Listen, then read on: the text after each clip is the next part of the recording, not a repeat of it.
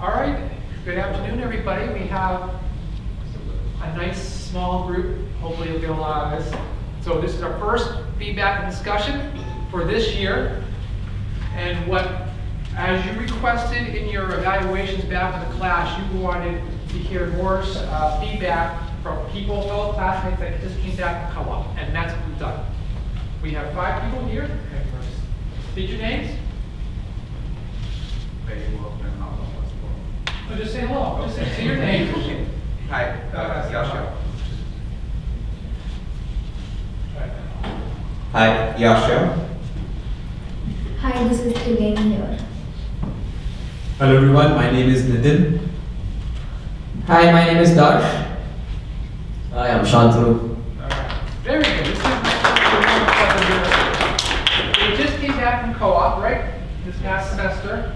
They're back in classes and they're here to share their experiences from the time of the career fair all the way to their time here at the co-op. And they want to share their experiences. When I reached out to people, there was a good turnout that they wanted to share their experiences. And these 5 people could meet the meeting, set up, and they're ready to go.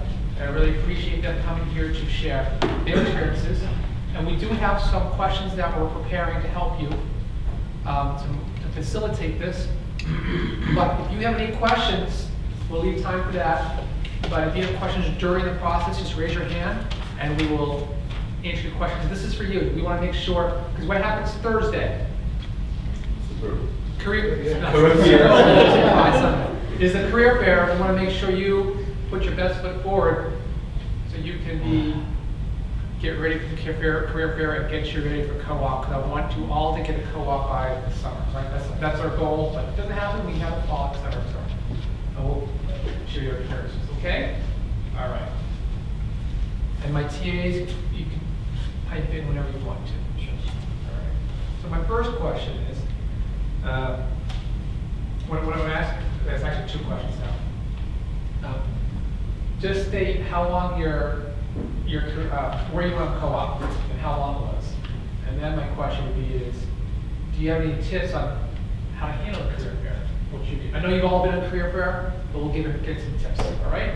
So the first question is, where were you on co-op and how long? And then what are your tips for the career fair coming up? All right? I was doing my co-op at Eversource Energy as a supply chain procurement co-op. I did it for 6 months. I started my co-op in July and ended in December. And my advice to you for the career fair would be to have a game plan, specific game plan for the career fair. And you need to shortlist the companies that you really want to visit, you really want to have a co-op at. And if I have to sum it up in a sentence, I would say preparation is the key. Do your research of the companies that you want to visit during the career fair, and ask a lot of questions, because they love it when you ask questions. And other than that, I would say smile a lot and be positive, have a positive body language. And on top of that, I would say have breakfast, good breakfast in the morning, because don't go empty stomach.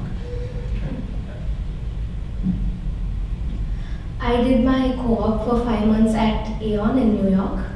And the tips for career fair, I would say, is like do a lot of research on the various companies that are coming. Focus on the industries that you want to get into.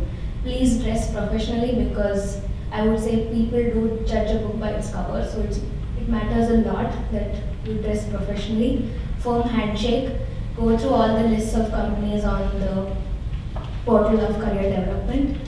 And show that you're really interested to get a co-op in the summer. That really matters a lot. Thank you.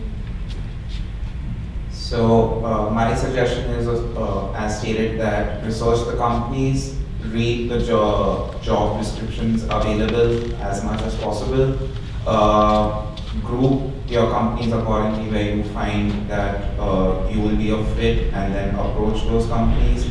And dress professionally. My advice would be that avoid carrying a bag, because it take you longer to enter, and just be as handy as possible. Just carry one folder in your hand and keep your other hand free for handshakes, and have good body language. The people will notice you top to down. So just have good body language, have one hand free for handshakes, and always smile around. Definitely have breakfast because it's going to be a long day. I did my co-op in a company called Leanbox. It was in Boston itself. I did it for 6 months, 5.5. My advice for the career fair, as they said, pointed out, would be like research about the companies which are coming for the career fair. Make a list of companies you want to apply to. At the same time, make a list of companies you don't want to apply to. Like just 3 or 4 companies, and approach them first. You will make a mistake in the first few pitches you give. You will definitely make a mistake. Rectify those, because you don't care about what happens with those 4 companies. Like, you're not looking for a job with them. So perfect them, get a feedback from, like, just be attentive to see where you went wrong, and then approach the companies you are really interested in, so that you don't falter when you are approaching them. I did my co-op at Aurobindo Pharma for 4 months in the fall.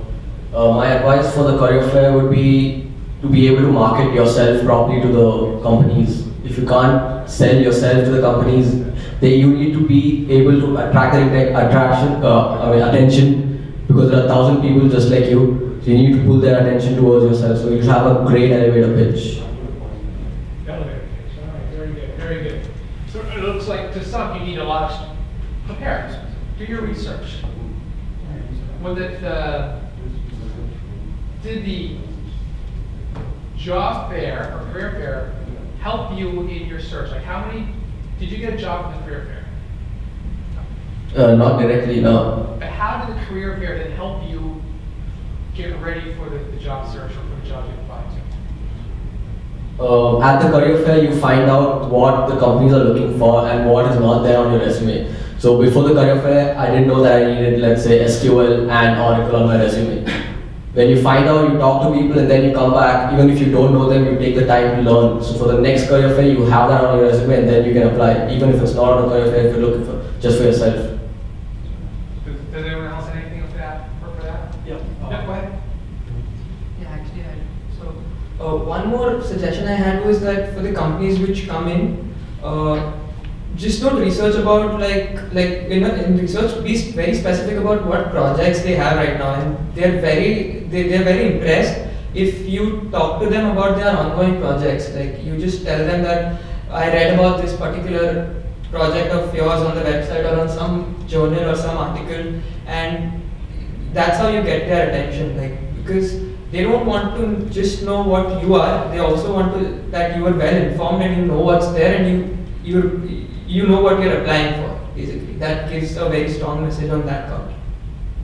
Yes, absolutely. He said the right things, and to add on to that, it would be really helpful if you could align your research to what position you're looking for or the concentration you're looking for. So that would be a plus. And I would just like to share a little experience. I was in the career fair and I went to Eversource booth, and I really didn't know that they have big supply chain within them. And I just went to their booth and had a chat with them, and it was very informative for me because I asked a lot of questions. I was inquisitive, and that's a really good trait to have. And they gave me a pamphlet, with where I could apply for a co-op or a full-time. And when the positions were out, I used that particular link to apply, even though it was posted in NU Careers as well. But I used that link as well to apply. Career fair is really helpful because you get to know a lot of companies. I personally, when I attended my first career fair, I barely knew about like 30 firms. But once I saw the booth, I got to know a lot of companies. I would suggest that you guys should take at least a minimum of 25 resumes. It helps a lot because you can hand it over to the employer. And career fair, I would say, is the stepping stone because you will know where you're actually making a mistake. Sometimes you may say something that is not correct, to which it helps for your first or second round of interviews. My suggestion would be career fair gives you an idea of what the current industry trends are. So even if you're not successful for this career fair, you can develop your skills for the coming career fair. The other thing I thought was important for me is once the career fair is over, the employers are back in their offices, you are in university, how do you connect with them? So if you met an interesting person from a company, do not hesitate in asking for that person's business card, because you will get relevant email IDs, and even if they don't have a position now, you could contact them in the future if you see any position opening up. So you have a direct link to that person for future reference. What I like about your answers is you're at Northeastern, the experiential learning, you're actually learning quite a bit in the career fair. While you can get the jobs from the career fair itself, you learn about skills you need, you learn how to talk in front of other clients, you understood what the industry trends are, and it helps you in your further search. Is that accurate, or am I putting words in your mouth? Is that basically it covers it? All right, see, I've been listening. All right, thank you. Do you have any questions? The way this is working, we're going from career fair all the way to co-op. So walking them through the process to help you in your next steps. I think it is. Do you have any questions regarding the career fair yet? You want to add something? All right, go ahead, Sunil. So adding to Darsh's point that like my strategy is like for very specific companies I have a list, like maybe 5 to 6 or 8 different companies, and I try to find something that is latest in the news, or there's a change, a good or bad one, doesn't matter, but something that is very recent so an employer would know about it, that is in the news. Okay, so try to get in a conversation with them, a good conversation that actually he remembers and you can remember, because this will be very helpful for you guys to send a thank you mail later on, and this will be kind of something that will stand out from the other candidates. Also, adding to, I don't know his name, how to connect. So after once you get the email IDs, thank you mail is one thing, but LinkedIn has been a very great thing for me personally.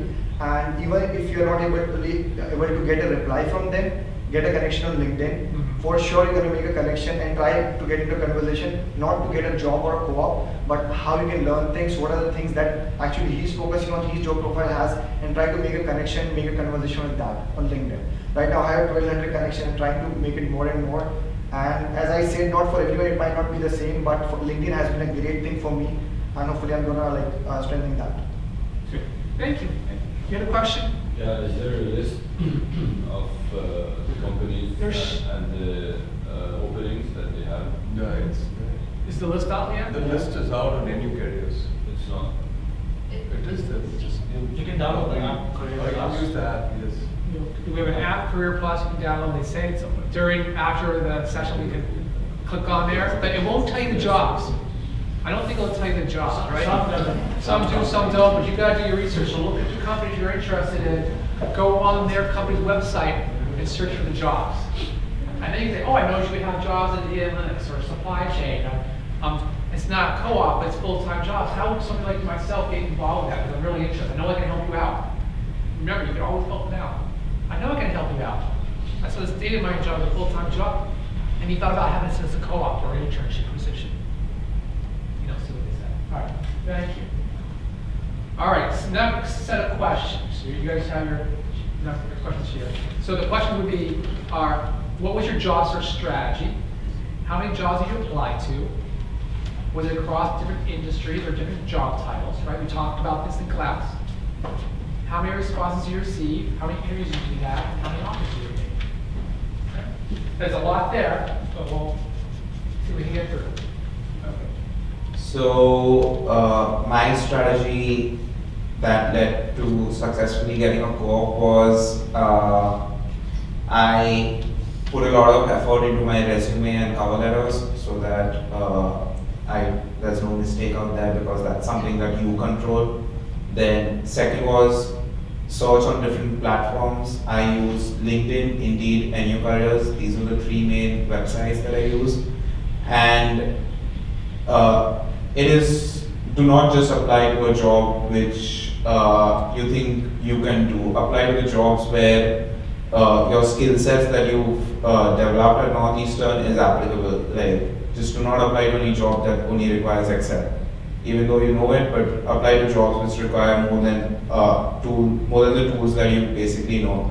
So if you've learned something in supply chain, or if you've learned something in analytics or in industrial engineering streams, apply to those jobs and be selective, because in the beginning I was applying to all kinds of jobs and I was getting rejections, and it was a waste of time. But later when I narrowed my search, I knew that these are the skills that I can offer, and I tried to search for jobs which require this skill set. The responses, the efficiency increased, and there were faster responses. The processes went quicker, and it was like out of the 100. I've applied for a lot of jobs. Out of the 100, probably around 10 got back. 3 led to a first round, and ultimately 2 led to an offer. So the only thing that changed for me is I started being selective and started reading the job description very carefully, and only if I was comfortable and confident that I'll be able to do the job, I was applying to the job. So yeah, that was the strategy that worked for me. And yeah, so I had around 8 to 10 phone calls with the company, out of which 3 led to proper interviews and 2 led to the final round. So I applied for 300 firms and I had 5 interview calls and I had 2 job offers. My job strategy was, let's start with Northeastern. You guys are really fortunate because you're in a city like Boston where you can network. So what I started was speak to a lot of students, fellow students, like what are they doing and what are they interested in, which platform they're using to apply for jobs. And I picked right courses because I wanted to land in a good job that I actually wanted to. I would say keep your resume like prim and proper, use constructive words, make sure it's like it conveys what you want.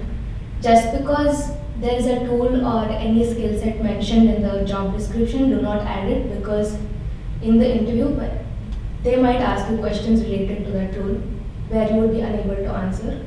So make sure you are updated with the skill sets that the job requirement says, and update your LinkedIn. Keep a good professional picture, update your timeline and wherever you have worked, and add your courses, projects, and seek recommendations from your mentors if you have worked somewhere. And there are a lot of platforms. You can always use NU Careers. I mainly applied to jobs on LinkedIn and Indeed, but there are other job portals like Dice, Simply Hired. So during this process, I realized that I was getting rejections because of the ATS. So you need to really make your resume apt to the job description. So make sure your resume is correct and your cover letter as well. As soon as you get your first phone call, just make sure you reach out back to the recruiter by telling, hey, thank you so much for your time and patience. I'm looking forward for the next interview. So I would say this would be my strategy. I think Yash covered most of the points I wanted to cover. Be very specific in your job strategy. First of all, it is very important to introspect what you really want. Like I did an introspection and figured out that I wanted to go in the field of supply chain. So while I was applying, I was limited to this concentration, that is supply chain. So I was looking for positions like supply chain analyst or supply chain procurement co-op, such positions. And so I applied to only 50 companies, and I searched companies through NU Careers, LinkedIn, and Indeed. So they were very specific companies, and companies that I really liked, I wanted to work with. So I applied only in those companies. And so it was different. I did apply to many industries such as automotive, energy, and consumer goods. So I was not limited to the industries. I just wanted my skill set to be aligned to the positions I was looking for, like analyst or procurement or purchasing. So, but I received only a couple of responses, positive responses. I got rejection from 10, and from the rest I did not hear back. And so I got interview from 2 companies, and I was able to convert 1. I actually applied to 0 companies, not even kidding. I didn't apply to a single company. My story was actually different. I met the CTO of the company in a bar. I was just having a good time on St. Patrick's Day, and I happened to ask him the question, why are people wearing green? And that led to a conversation, and that just like over the night we were having a good discussion about a lot of things. We actually never spoke about anything remotely related to a co-op, but like we also like at the end of the conversation we were just speaking about what we are doing with our lives currently. So I happened to tell him that I'm at Northeastern and I'm doing engineering management. At the end of the evening, he handed over his card to me and he said that please give me a call tomorrow. I might have an interesting proposition for you. So that's how I took it forward. Like met him over for lunch. Right, you can go. But what I would say is that have a conversation with people. Like if you're in an Uber ride, you're sharing a ride with someone, just talk to that person. You never know what might just turn out to be. Like if you're in an airplane sitting next to a person who looks like a working professional to you, just speak. There's no harm in doing that. At a cafe, at a bar, you just converse, make a conversation, and I think that might turn out. So I'm sorry, I don't have a lot to add here in this question, but yeah, that was how I got my co-op. Okay, the first thing that I did was streamline my job search. So I only looked at jobs for supply chain, nothing else. And like everyone else did, I went on LinkedIn, but I networked with people, and the job that I found was through someone that I knew on my LinkedIn network, who knew the VP of the company that I co-opted with, and he got me an interview, and in 2 days I had an offer letter ready. So LinkedIn was very useful. Right. So, very interesting responses, okay? You have going 300 companies, but what you realize is if you narrow down your search to what was more what you're looking for or met your skill set, my guess is you didn't have to apply to all 300 companies, correct? You were all over the place. Is that accurate? And then I feel it's because Wait, hold on. Yeah. I feel I didn't apply for a lot of companies because I'm a fresher, I don't have any work experience. So the culture here demands work experience. So I happened to like apply for that number.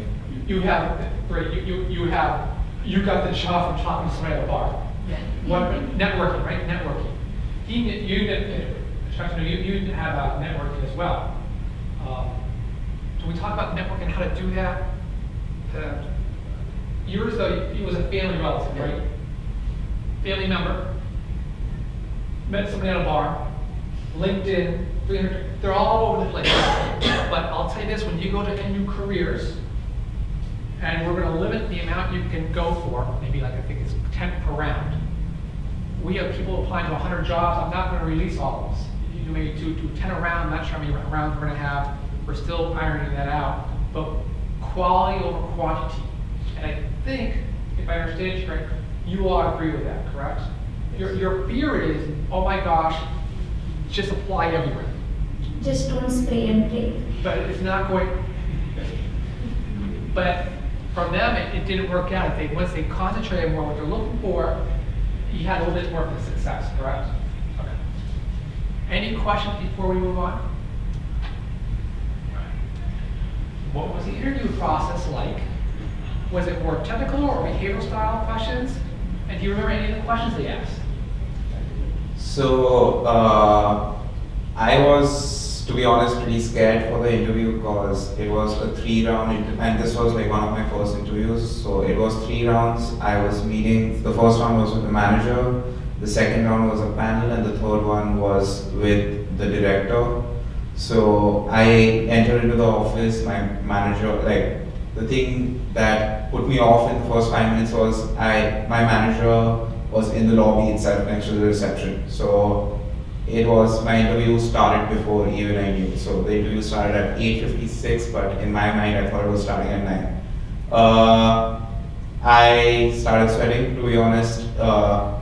She was like, she had a meeting at 9:15, so she was like, if you don't mind, let's make this an informal interview.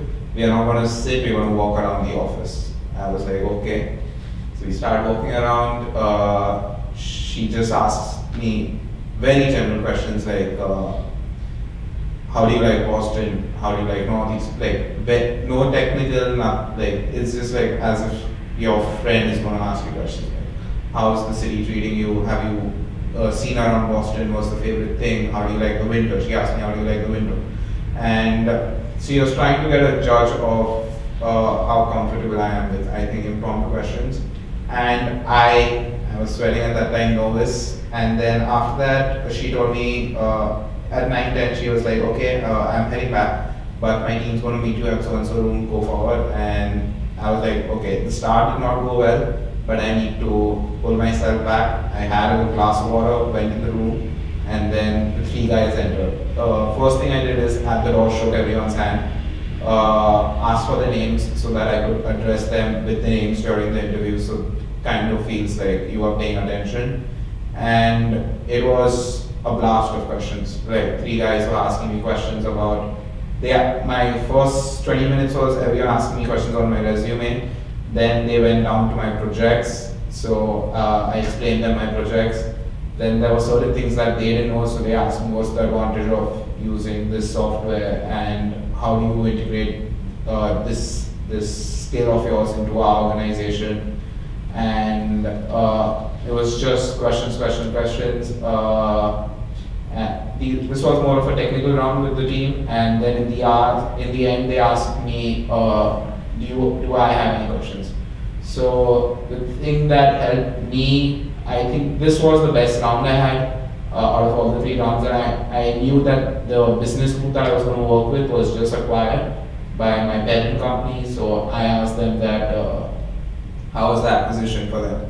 And I think that is something that caught their eye, that I knew about, not only about the company, but what's going on within the company.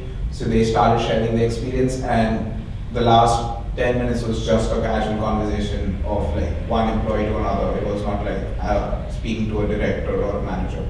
So I think that's what connected me, those 10 minutes connected me to 3 of them, and I think that this round helped influence my manager's decision. Then the round with the director was pretty straightforward. He just got a laptop and he asked me, do I know how to use Salesforce?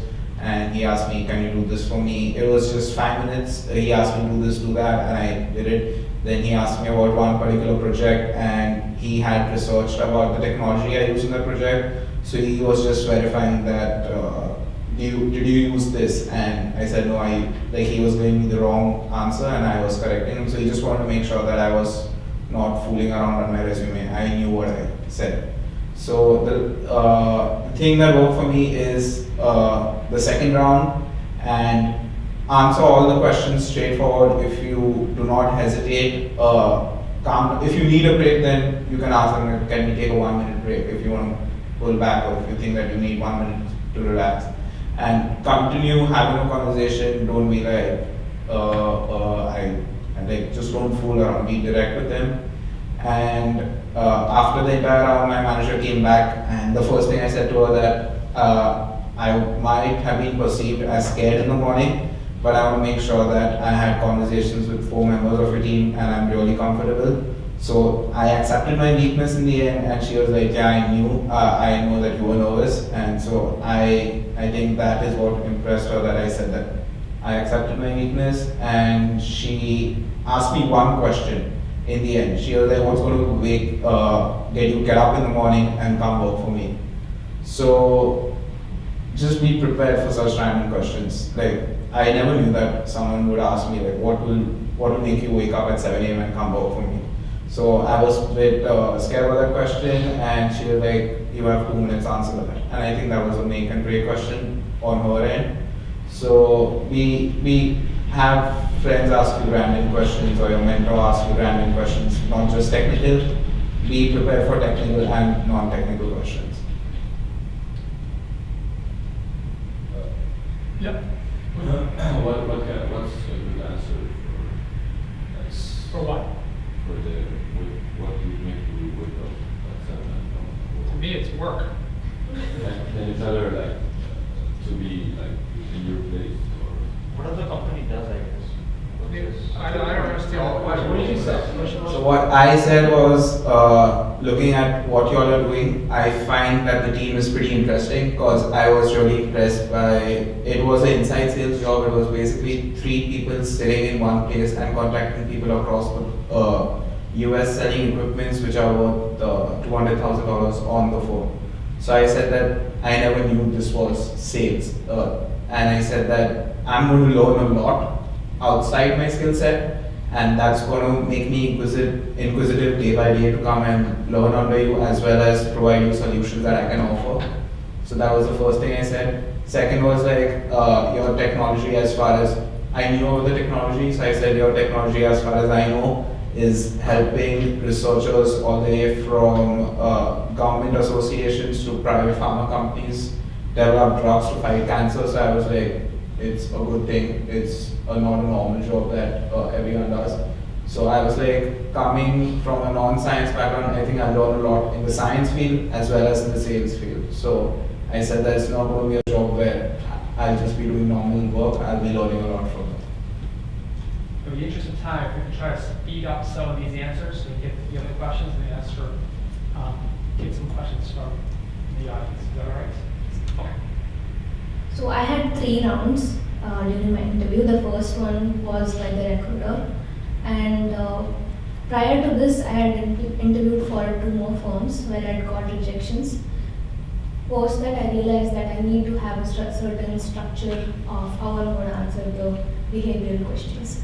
And I think there is a website by NEU, I think it's called biginterview.com. You guys should refer that, it's really helpful. I saw that and I started to prepare. For this call, I prepped well and I followed up with the recruiter. The second round was the aptitude test. Post that, I had a round with the hiring manager. To be frank, my resume didn't matter to the manager a lot. When I was just taking the interview in the library, and then he goes like, hi, this is so and so. I don't care what's on your resume. I'm going to shoot questions at you and you're going to answer. And then what I realized was it's okay to be scared, but definitely do have presence of mind because that helps a lot. And first 2 questions I couldn't answer well, but then I said to myself that, this is an opportunity, it's the last one, I shouldn't lose this job. And then I would say this was the toughest interview till date. He's like, I don't care what tools you've learned and what soft skills you have, because since it's a consulting firm, there's a lot of pressure. You might have to travel. There are different clients every day. So working in pressure matters a lot to us. So I'm going to ask you questions on spot, so you're going to answer. Surprisingly, the last few questions were like, imagine that you are interviewing me, prepare questions and ask me right now. This is what he asked. But I just told him that, could you please give me a minute to at least think. He said, okay. So I feel it's okay to ask something. It doesn't hurt. So I would say this was my interview. And there was another interview also going on, so I ended up getting 2 offers. And I'd already signed the offer letter for Aeon. And then I happened to approach Professor John Bleakney because the other co-op was in Michigan. And it was a data warehousing co-op. So I told Professor John Bleakney that, I really want to go to that company. I don't want to go to New York. And then he sat down and gave his inputs. And today I can tell that, New York has been great. And do listen to your advisors, they can help you out. And I would definitely. I did not pay her to say that. Yes, definitely not. And I think I made the right decision. So I had a more of behavioral style questions interview. Hardly any technical questions were asked. So my manager was particularly looking for a personality that would fit in a team. So I had 2 rounds. The first one was telephonic. The second one was in-person interview. And in both the rounds, my hiring manager with her co-op team was there for taking the interview. And one small experience I would like to share is, she asked me a question during my telephonic interview that which sports team do you follow in Boston? And I was like, I'm not a fan of sports. So I was being honest, and there and then she said, "Okay, so your interview is over now. You can go." And so, but then after that, she started laughing and she said, "Okay, it's fine if you do not know about sports." But at that point of time, I was just being honest. And later when I went for an in-person interview, I had researched about the sports team in Boston, and we were talking a lot about sports team during my in-person interview. Can you imagine? And so it was a very informal sort of interview, and more of behavioral questions. And one other question I can remember is she asked me about my strengths and weaknesses, and how would I.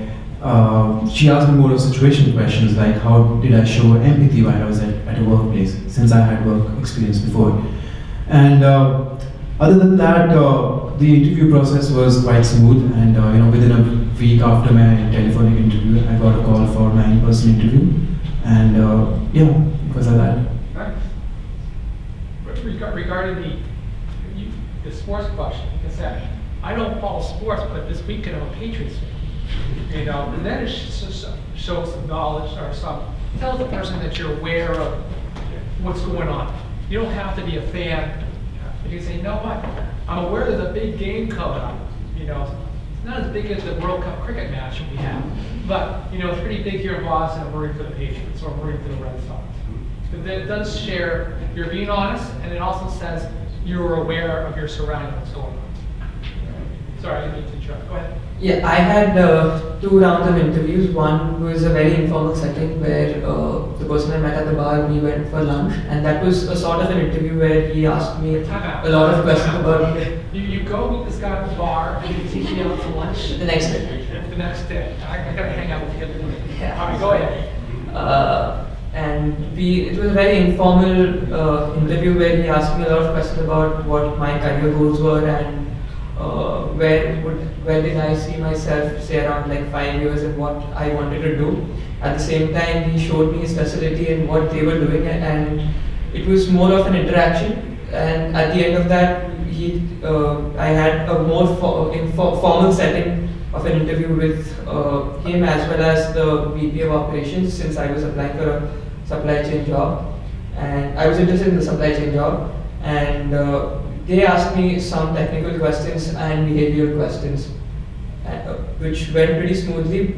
Mostly were based on my resume, which didn't have a lot of like what I wrote on my resume was purely what I'd done, nothing beyond that. So they were kind of happy about that I at least knew what I was speaking about. Beyond that, I had general questions, what he said, like your strengths and weaknesses, and a few technical questions here and there. So I had only one round of interview, it was Skype round, and he read through my resume and he asked, so I had a technical publication and he said, why do you want to do supply chain, we have no experience. And so he asked, in your technical publication, how would you integrate your supply chain knowledge in this? Luckily I had another project that I had done a part of it, so I was able to answer that, and then the basic soft questions, that was my. Interviews have been all over the place. You have some where you're multiple rounds. Some you had 3 rounds. Joshua, you had 1 round. Shasnu. Some were behavioral. Some were technical.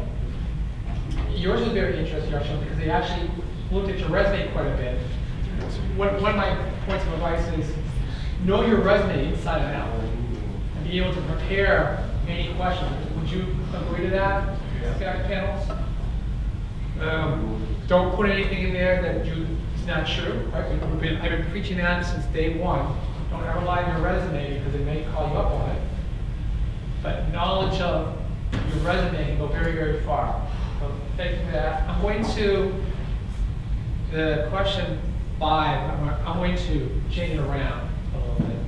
But basically, I think what they want to know is, did you like it? Did you like your experience in co-op? Yeah, like my co-op experience. It was first time I've ever had an experience of working in an industry for a lengthy period of time, and it was not like what I expected. I thought it would only be work. It wasn't. You work for a couple of hours, you go drink coffee, you come back, you talk about sports, and then you talk about something else, and then you work in between. It's nothing like how I expected it to be. Yeah. And you learn a lot of skills that are actually just put on your resume to impress the managers, but you learn a lot of it in detail.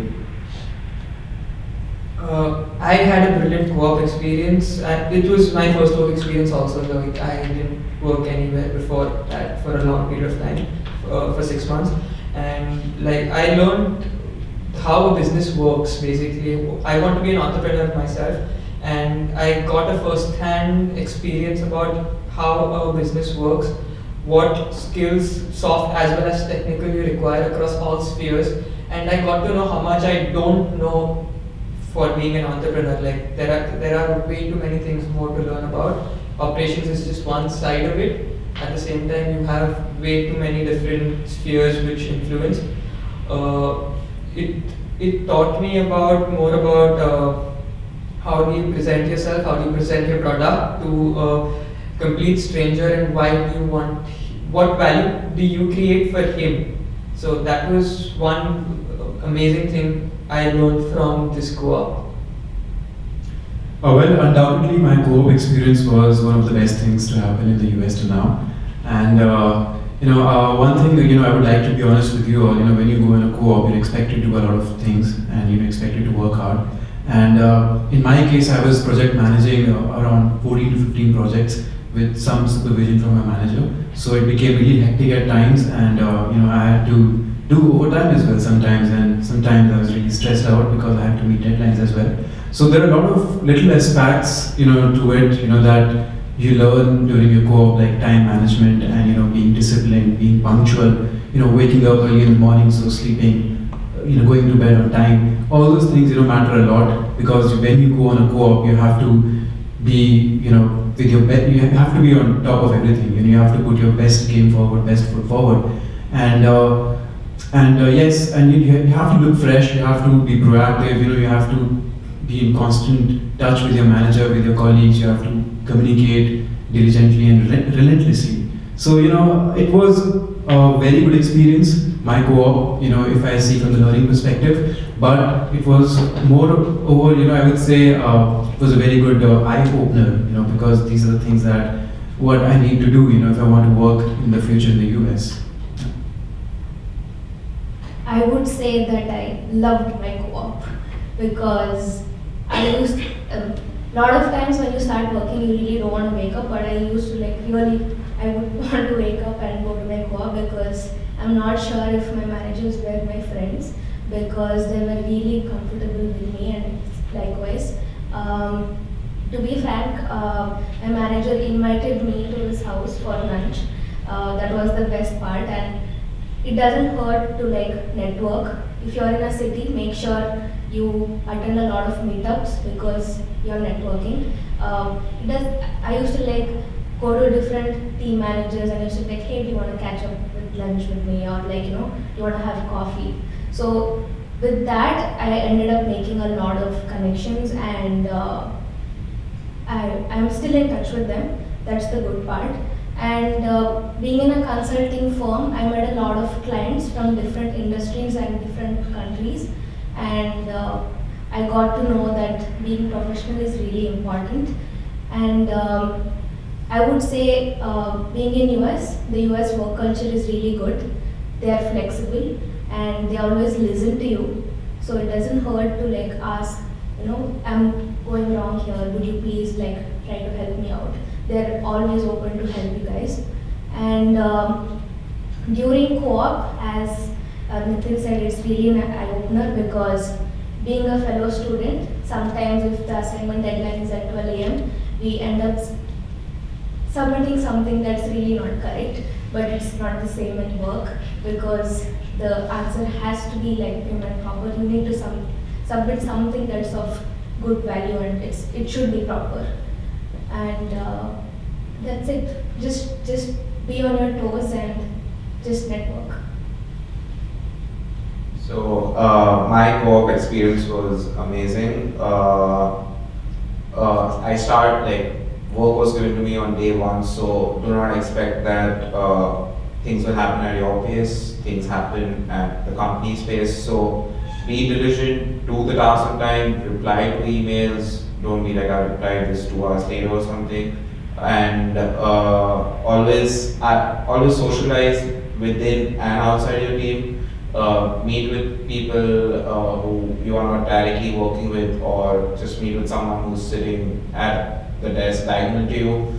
I met with a lot of people, like I came to know a lot about sales, marketing, operations within a company which I don't know about because of my program. So socialize a lot within your company. Have common topics like sports. Football right now is like everyone talks about it in office. So just research 5 minutes. Ask them if you have any questions regarding your work and outside your work. And once your co-op is over, just be in touch. Drop a message or mail, or if you know that one of your colleagues was a Patriots fan, congratulate him.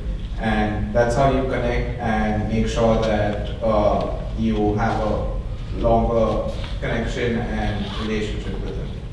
So you don't know what might help you in the future.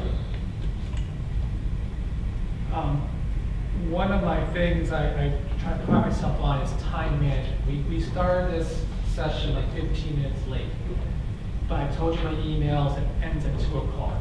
I still have a few more questions to go over, but can you wait with me for another 15 minutes, or do you need to go? You panelists, do you need to go, or can you give me another 15 minutes?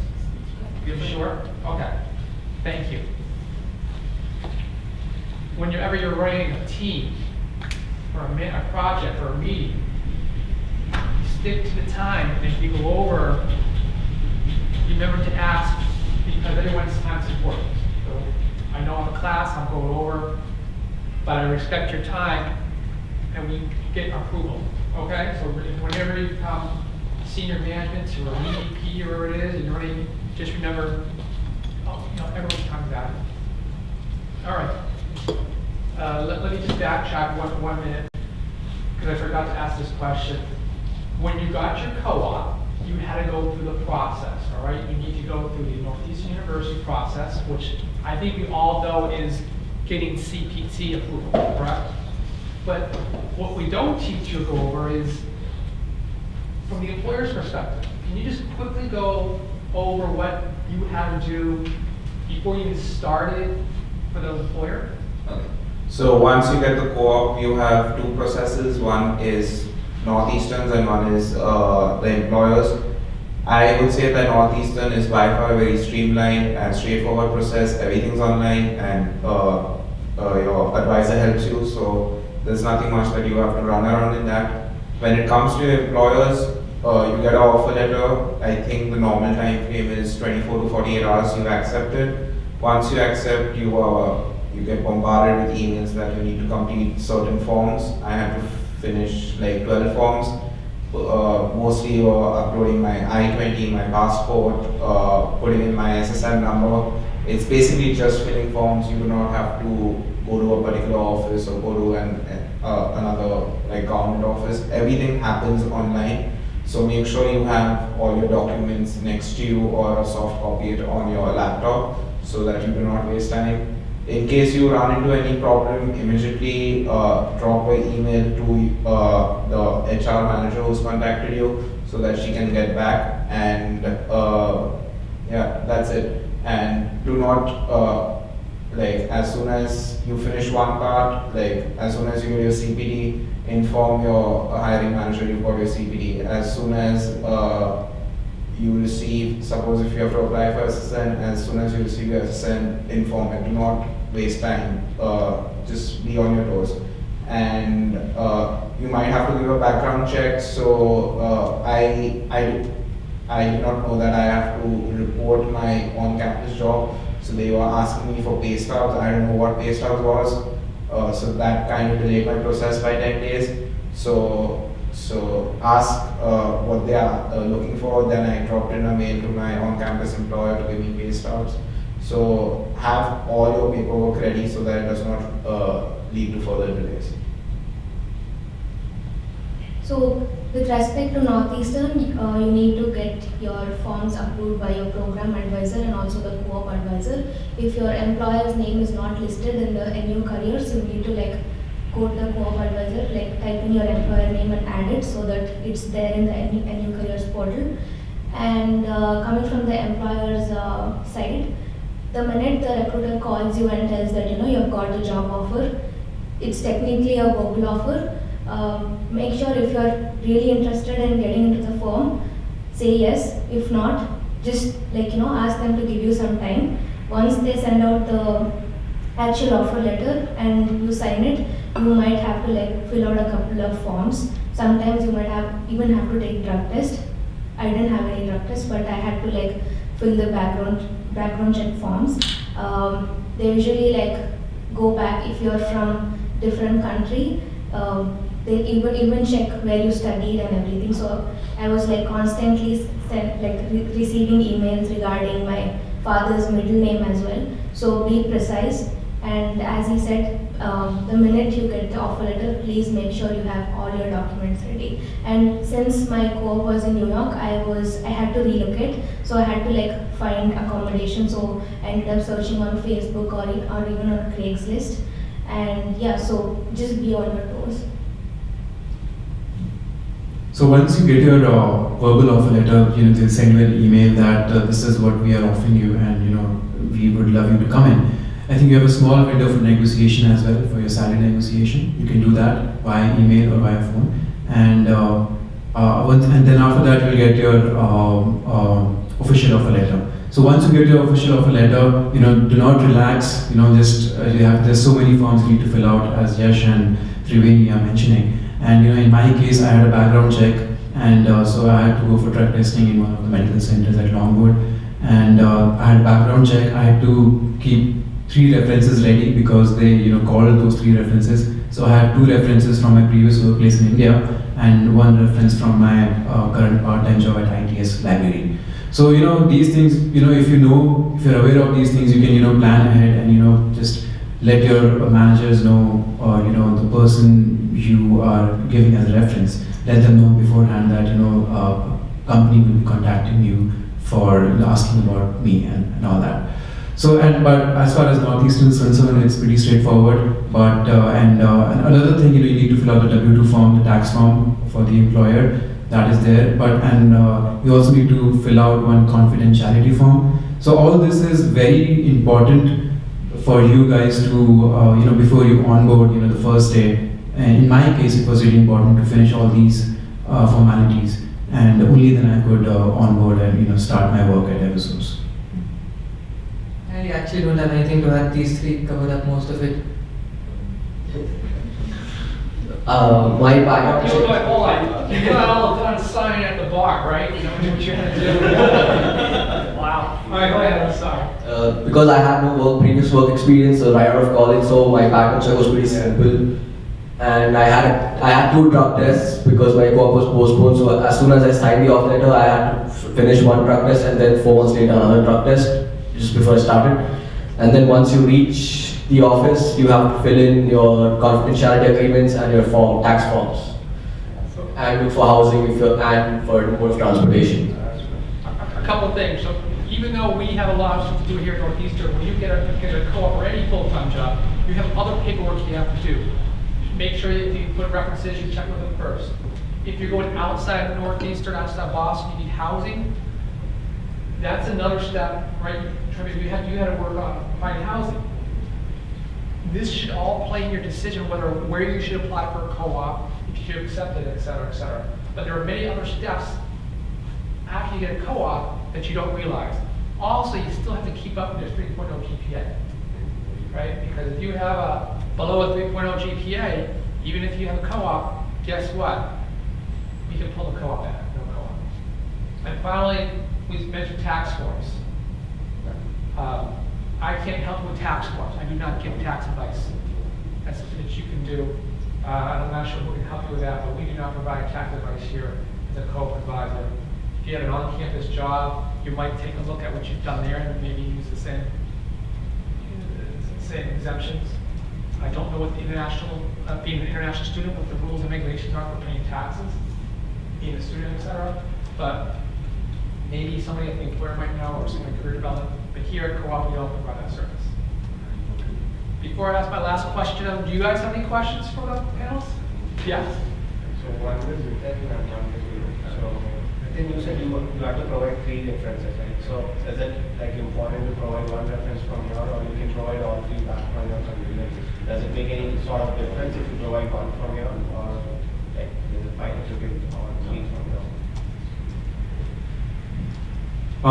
What I found was it was difficult for the consultancy to contact people back home because of the time difference.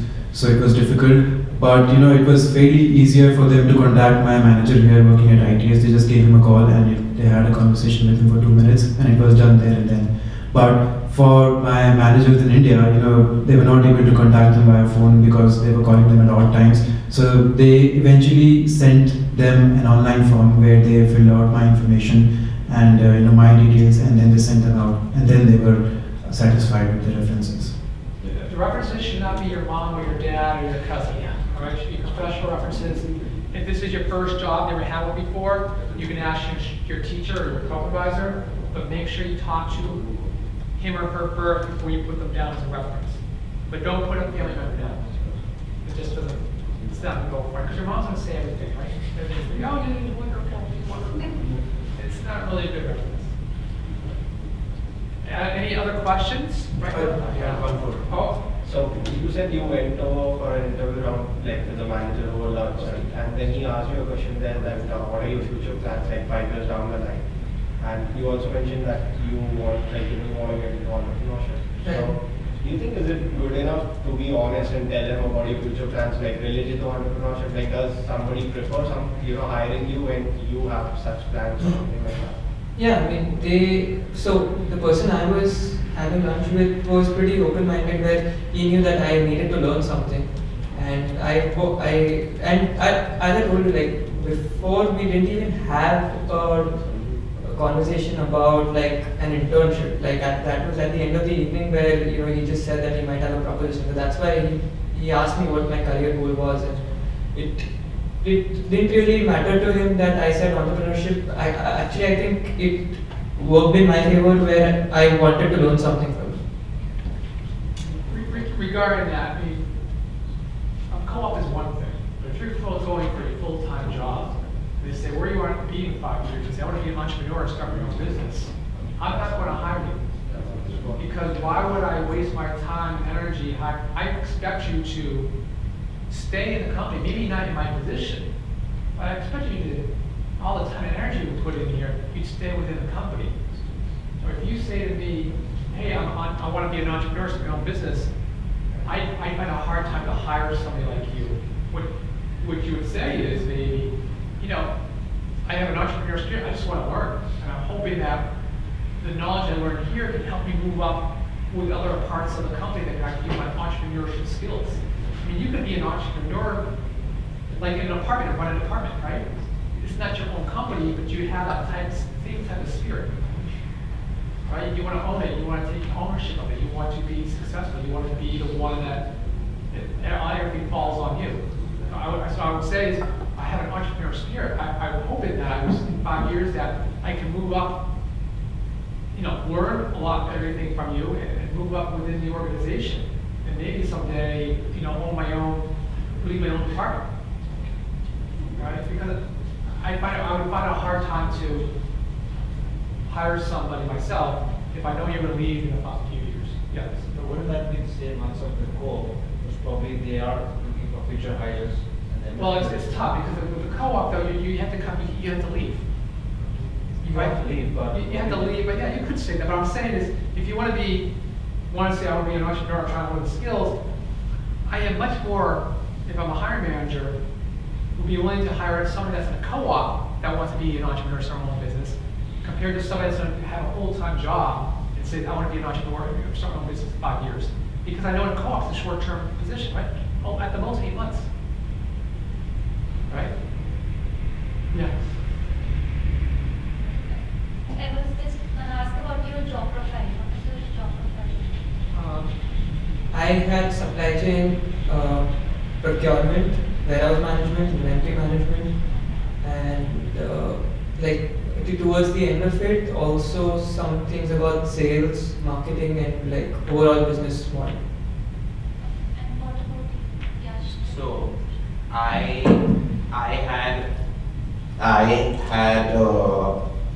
information of the entire North America sales, and what I had to do is sit down and find out what factors led to better sales, whether a rental program that we offer a customer led to a better sale, then find out the trends that government accounts tend to follow, academic accounts tend to follow, show them that. Like they would ask me questions, I needed to look at my Salesforce warehouse, my Oracle warehouse, find out the answers and give it to them, and then they would make the bigger decisions. So I had to pretty much paint a picture for them, visualize stuff on whatever they had questions. This was like a position, like this kind of work that I did was something for the first time that they tried, and they were pretty happy with it. So what helped me was, in order for me to answer the questions, I need to understand the sales process. So I asked them questions like, what is a customer, what is an opportunity, what is a lead, these are the sales terms. So in order to understand the entire process, I asked them questions. That's how I learned about sales. It was basically, they'll keep on showing that this week I want to find out in California who are the biggest customers.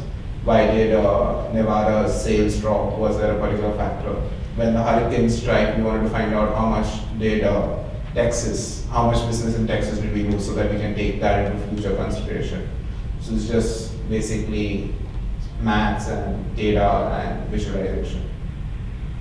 And Triveni. So my job profile was a consulting intern for people analytics team. So people analytics is more like how we want to improve your HR processes, and if you happen to see, like most of the financial sectors have a separate team called people analytics. So I used like SQL and Tableau. Generally they do use SPSS, R and Python, but I'm not well versed with that, so I ended up using SQL and Tableau. And then I used to like code surveys with HTML and CSS.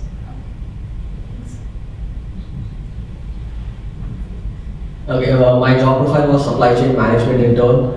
My first basic project was I had to work with the DEA. I had to submit a couple of documents to DEA along with another consultancy firm to get the free trade zone pass, which basically saves around $800,000 with every shipping during customs. And after that finished, then I went into inventory management and control. I had to run reports and track the pricing department. Yes. So this is to the panel. Whenever we fill out any application, there's this question: do you now or in future require visa sponsorship? And it's a required question. So how do we tackle that? We could yes, I'll answer that question because the answer is yes, it will require it, right? Yes. But the follow-up question is why you offer me a full-time job? Because right now, if it's a yes/no answer, the answer is yes. You will have to require sponsorship in the future. Not now. Not now. But if they give you some space to answer the question, it says under the Northeast, right now I'm a F1 student visa. I can work under the visa. No sponsorship is required. And then if I'm in the STEM industry, which you all are, I can have up to 3 years with no further sponsorship. After that time, yes, they're required. You might say, well, I don't want to hire you.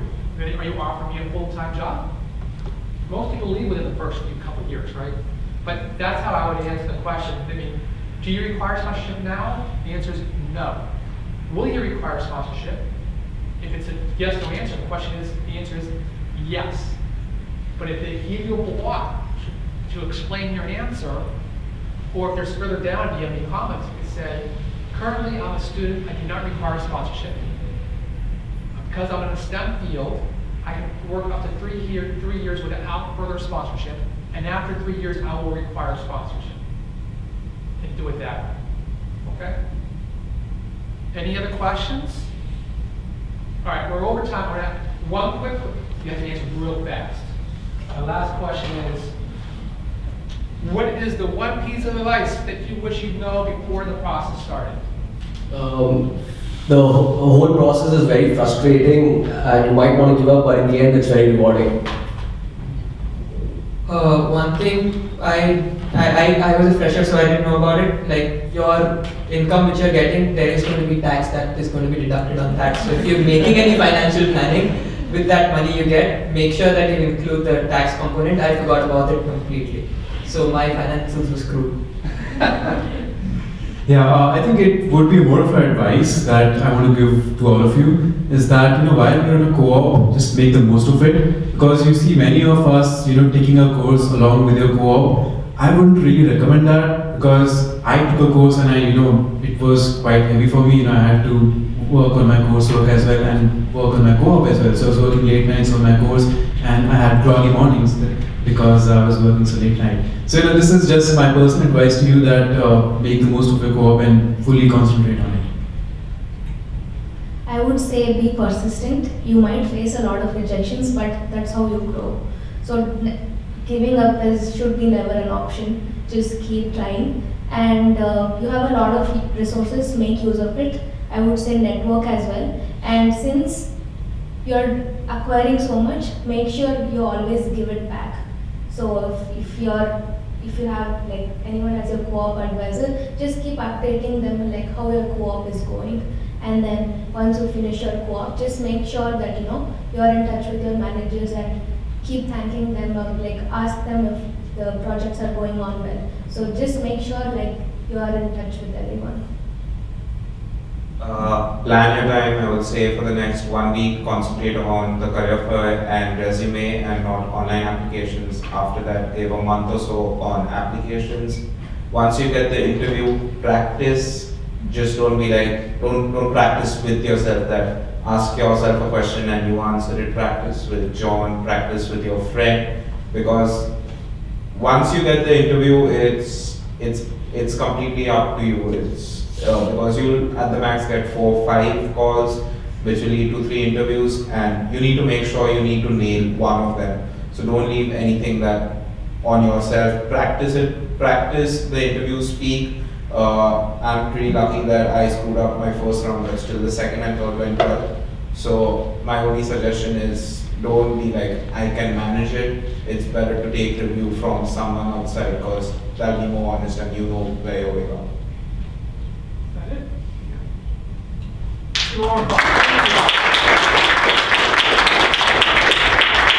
Thank you very much. Here is the feedback and discussion section. If you can write down your name for attendance. I forgot my attendance sheet just so you guys get credit for coming here. All right? Thank you very much. All right.